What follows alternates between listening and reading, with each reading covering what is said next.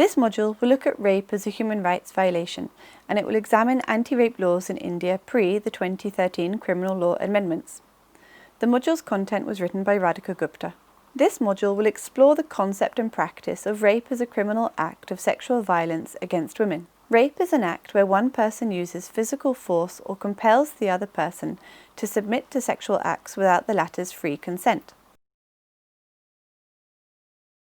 Rape is internationally recognized as a crime against the basic fundamental human rights of a person, rooted within equality, personal liberty, dignity, privacy, and bodily sovereignty.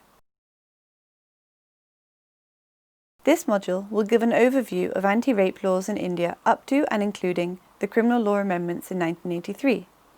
In accordance with Indian laws, this module understands the offence of rape as one where the victim is female and the perpetrator is male. The module will first introduce the concept of rape as a human rights violation. It will then examine some theories that attempt to explain the wide occurrence of rape before tracing the evolution of rape laws in India until 1983. The following module will examine how the law has changed post-2012 and will briefly introduce some contentious issues that plague legislative, executive, and judicial decisions regarding rape, such as the non-recognition of marital rape, the two-finger test controversy, and arguments on mandating the death penalty. By the end of the module, students should be able to locate rape as an act of sexual violence against women within the broader context of human rights violations, acquire an understanding of various theories of rape and be able to critically analyse their validity. Acquire knowledge of existing criminal law provisions governing rape in India up to and including the Criminal Law Amendment Act of 1983. Human rights are rights inherent to individuals by virtue of being human. They command a status of inalienability, indivisibility, interdependence, and non-discrimination.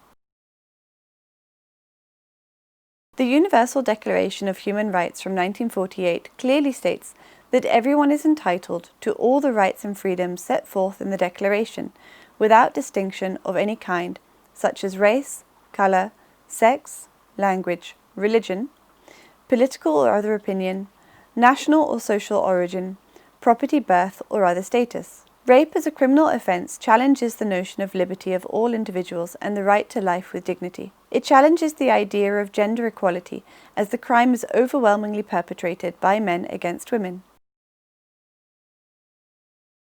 Rape not only hurts women through physical assault, but also has larger social ramifications in the form of objectification of women and the establishment and perpetuation of male power and domination within society. International human rights law has recognized the gravity of rape as an act of sexual violence and imposed several obligations upon states to curb and prevent the occurrence of rape within their territorial boundaries.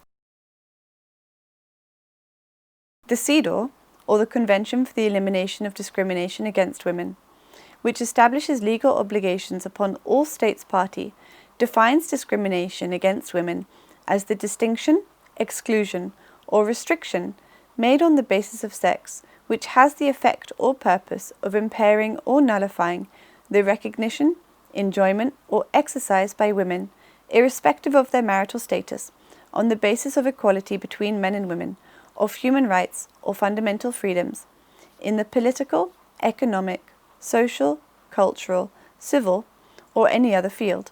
The very act of raping a woman impairs her enjoyment of personal liberties and fundamental freedoms. It infringes upon her bodily integrity and hinders her from enjoying and controlling her sexual autonomy. The Declaration on the Elimination of Violence Against Women, otherwise known as DVAW, which aims to recognize and reinforce the pre-existing legal obligations of individual states in eliminating violence against women, defines it as an act of gender-based violence that results in or is likely to result in physical, sexual, or psychological harm or suffering to women, including threats of such acts, coercion or arbitrary deprivation of liberty, whether occurring in public or in private life. It further asserts that states have an obligation to exercise due diligence to prevent, investigate, and in accordance with national legislation, punish acts of violence against women, whether perpetrated by the state or by private persons. Here, Violence against women encompasses all acts that perpetrate physical or verbal abuse, including rape as an act of sexual violence that results in sexual, physical, and psychological trauma to women. As DVOR is a declaration, it does not create a legal obligation upon states. It does, however, offer an authoritative interpretation of both what violence against women should be understood to encompass and how to encompass pre-existing legal obligations, such as the obligation to eliminate discrimination and inequality between men and women as found in CEDAW. While social values on rape are not homogeneous in nature, certain voices in society have attempted to theorize the commission of the offense and explain the wide prevalence of this crime in today's world. This section introduces some of these theories. Male dominance theory traces the historical trajectory of viewing women as men's property, whereby committing rape was not a crime against a woman's bodily integrity, but an act against a man's own property. Such a historical and cultural framework is used to construct men as entitled to exclusive sexual access to their property. Sexual assault, when viewed from this perspective, is not only reflective of societal attitudes towards male dominance, but also further entrenches notions of female subjugation to ensure conformity to conventional gender roles. The woman at fault theory follows the path of victim blaming, either in the form of women verbally provoking men to commit rape, or physically enticing men through clothes or conduct. Recent statements by well-known politicians reflect the implicit adoption of this fault theory by according contributory fault status to women wearing short skirts or going outside at night. The ex-Chief Minister of Delhi, Sheila Dixit, said in 2008 that one should not be adventurous being a woman. In 2014, an elected member of the Legislative Assembly in Rajasthan wrote a letter to a bureaucrat in the state government that girls should be banned from wearing skirts to school to keep them safe. This theory has received widespread criticism for transferring the blame from the male perpetrator to the female survivor. Power or dominance theory views rape only as one symptom of a larger social problem whereby male dominance perpetuates society. Some feminist theorists view rape as driven by motivations of violence rather than the assertion of male sexuality, and purport that rape is inspired by political motivations to dominate and degrade. Such theorists also deny that rape has an individualistic nature, but claim that it is nothing more or less than a conscious process of intimidation by which all men keep all women in a state of fear. Some feminist scholars also view pornography involving the objectification of women and male dominance in a sexual relationship as one of the causes for rape. Not only does over-sexualizing women degrade their human dignity and degrade them to an extent that reaffirms the treatment of women as mere objects, but also the physical assaults represented in some pornographic films indicates that violence in terms of coercion and brutal rape is justified for men's sexual pleasure. Implicit propagators of the power dominance theory consistently view the woman raped as a victim and not as a survivor, because the societal stigma attached to the dominating act of rape. The theory of no self-control views rape as a sexual act, instead of viewing it as an act involving power and/or dominance. One strand of this theory premises rape on the uncontrollable nature of the male sexual drive. Men with this belief argue that they cannot be held responsible for their uncontrollable sexual urges. Proponents of this theory propose both that men's sexual energy is difficult to control and that women have a key role in its loss of control, since women deny sex to men who have to relieve their sexual drive elsewhere. Maya John, for example, explains rape in India as an outcome of people's sexual frustration that preys on women and children in vulnerable conditions. Thus, in this theory, one of the causes of rape is a lack of access to more accessible and consensual sexual activity. The cultural spillover theory suggests that support for rape may not be restricted to principles and mindsets that directly disregard sexual violence. There may be other aspects of culture that implicitly purport to legitimize rape. This could transpire if patterns of force or violence in one field of life, for example, corporal punishment in schools, mass media violence, and governmental use of violence, are generalized to the point of normalization within society and thus within relationships. Violence in such non-sexual contexts is then associated with behavior such as rape. Kavita Krishnan promotes the class patriarchal theory. This establishes a relationship between sexual violence and the organization of production and societal relationships in society. According to her, the growth of capitalism in India is consistently associated with the mounting liability on women to reproduce labour through procreation and undertaking of unpaid household chores and child nurturing. Simultaneously, the advent of capitalism has increased access and exposure of women to professional opportunities previously reserved for and confined to men. The dichotomous effect of capitalism on women's rights is coupled with the increasing role of patriarchal principles to deny women access to equal rights and social opportunities. With the rise in social activism demanding equality and resisting conventional notions of patriarchy and submission, sexual violence and rape then operate as tools to generate fear and keep women confined to the roles of reproduction and maintenance of the household. The masculinities theory examines how the gender system influences the behavior of men as they struggle to reach aspirational hegemonic masculinity. This concept is the archetype that encompasses sustaining control over women.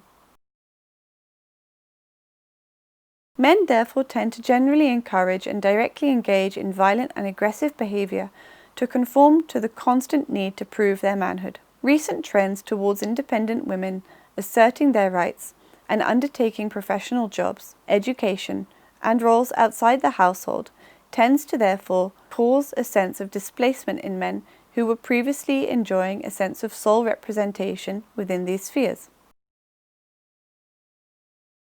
Reports have stated that, as women are now entering male bastions of power, this has challenged the sense of superiority and entitlement of the traditional Indian male. This sense of insecurity and perceived infringements upon their superiority then compels men to lash out and channel their frustration in the form of sexual violence and rape. This sense of insecurity and perceived infringements upon their superiority then compels men to lash out and channel their frustration in the form of sexual violence and rape. The next section looks at how legal provisions on rape in the Indian Penal Code of 1860 and the Indian Evidence Act of 1872 and the Code of Criminal Procedure from 1973 have undergone transformations through various amendments over time. The Mathura rape case and the public outrage that followed led to the Criminal Law Amendment Act of 1983. Section 375 of the IPC defines rape. The original section included within the ambit of its definition of rape forceful sexual intercourse with a woman in the absence of her consent, absence of her free consent due to fear of death or hurt, lack of knowledge that the sexual intercourse she was consenting to was not with her husband, and sexual intercourse with a girl below the age of 16, irrespective of consent. Section 376 provides the punishment for rape. There have been two critical amendments to Sections 375 and 376, first in 1983, following the Mathura judgment, and secondly in 2013, following the Delhi gang rape came to be known as Nirbhaya. The latter is discussed in the following module. The judgment in the Tukaram and another versus State of Maharashtra, known as the Mathura rape case, marked a landmark moment in the interpretation of rape and involved discussions around the meaning of consent and the relevance of the sexual history of the victim. Mathura was a 14 to 16-year-old tribal girl who was allegedly raped by two policemen within a police compound. The Sessions Court acquitted the policemen on the grounds that as Mathura was a shocking liar and had eloped with her boyfriend and was habituated to sexual intercourse, she could not be raped. The Sessions judge feared that Mathura had cried rape in order to prove herself virtuous before the crowd, which included her lover. The High Court reversed the verdict and convicted the policeman by holding that mere passive submission or helpless surrender induced by threats or fear cannot be equated with desire or with constituting consent. The Supreme Court finally set aside the High Court judgment and acquitted the defendants and held that since Mathura had not raised an alarm, she had willfully engaged in sexual intercourse with the policeman. They ruled that her consent was not a consent which could be brushed aside as passive submission. Moreover, since there were no injuries visible upon physical examination, and no conclusive evidence concerning fear of death or hurt was presented by the prosecution, the Supreme Court believed that nothing could vitiate consent and fall within the ambit of the definition provided for in Section 375. The court concluded that the accused police constables must be acquitted. This decision was widely criticised. Redefining consent in a rape trial was one of the major thrusts of the campaign against the decision. The Mathura judgment had highlighted the fact that it is extremely difficult for a woman to prove that she did not consent to rape beyond reasonable doubt, as was the general standard of proof required for prosecution under criminal law. In the aftermath of this case, two major demands for the legal challenge for women's rights activists were: where sexual intercourse is proved and the woman alleges that she did not consent, the onus of proving presence of consent should shift to the accused. A woman's past sexual history should not be used as evidence, influencing the judgment and vitiating the occurrence of a crime in a rape trial. These recommendations were also made by the 84th report of the Law Commission of India on rape and allied offences in 1980.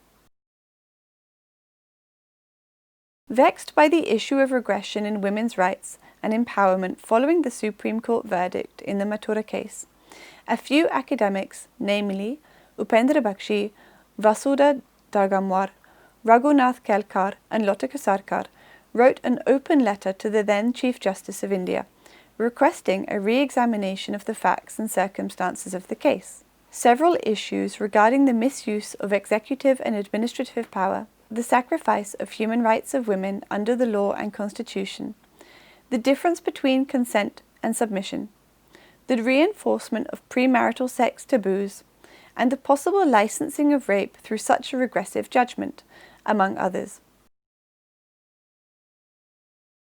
Moreover, the socio-economic status, the lack of knowledge of legal rights, the age of the victim, lack of access to legal services, and the fear complex which haunts the poor and the exploited in Indian police stations were displayed as significant factors that should have been taken into account, especially in our search for liberation from the colonial era and male-dominated notions of what may constitute the element of consent. The open letter also criticised the income bias carried forth by the executive and judicial branches of the government, wherein affluent women have been able to seek legal redress and justice, while millions of Mathuras across the countryside have failed to be able to attain solace on account of first information reports not being filed, medical investigations not being completed in time, lack of access to legal services at most local levels, and at any level, the absence of the privilege of a vocal community to support their plight. The Criminal Law Amendment Act of 1983 was enacted following the Mathura rape case, the open letter to the Chief Justice of India, and the Law Commission's recommendations.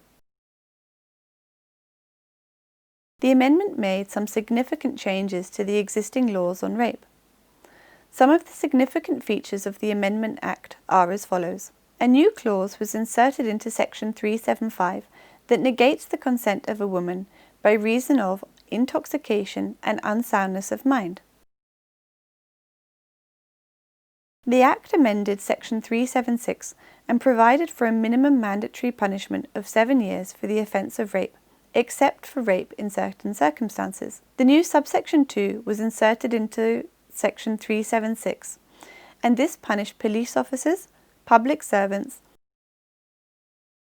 management or staff of a jail or hospital who committed rape on a pregnant woman or a woman below the age of 12, or engaged in gang rape with imprisonment ranging from 10 years to life, accompanied with a fine. The following new sections were also added to the IPC. Section 376A punished a man for having sexual intercourse with his wife without her consent during a period of separation, with imprisonment up to 2 years and a fine. Section 376B provides for a maximum 5-year imprisonment to public servants misusing their position to have sexual intercourse not amounting to rape with any woman in custody.